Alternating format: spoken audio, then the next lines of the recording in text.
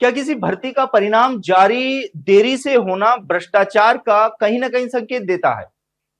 देखिए, ये सवाल लंबे समय से उठ रहा है। भर्ती परीक्षाओं का देरी से परिणाम जारी होने के पीछे युवाओं को डर सताता है कि कहीं उनकी भर्ती में कोई फर्जीवाड़ा तो नहीं हो रहा है।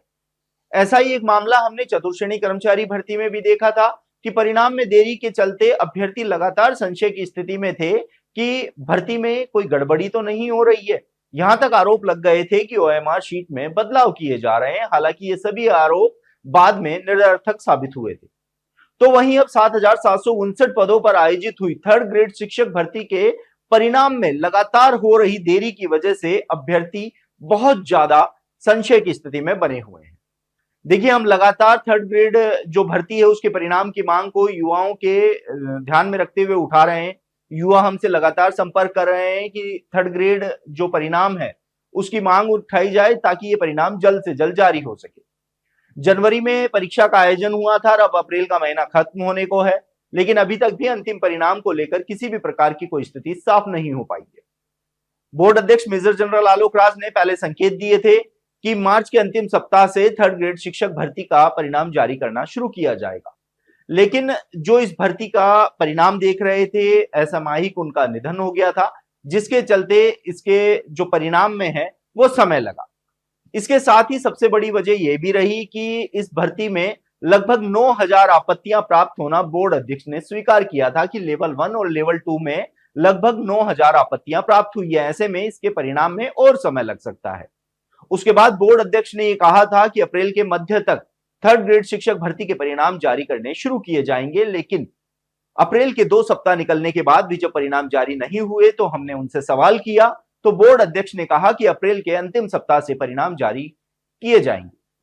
लेकिन अब अप्रैल भी खत्म होने को है, परिणाम जारी नहीं हो रहे हैं। अभ्यर्थियों को डर सता रहा है कि परिणाम जितनी देरी से आएगा उतने ही उसमें फर्जीवाड़े के आरोप लगेंगे। कई अभ्यर्थी हमें फोन करके कह रहे हैं कि सर, परिणाम देरी से आ रहा है, कोई फर्जीवाड़ा तो नहीं हो रहा है।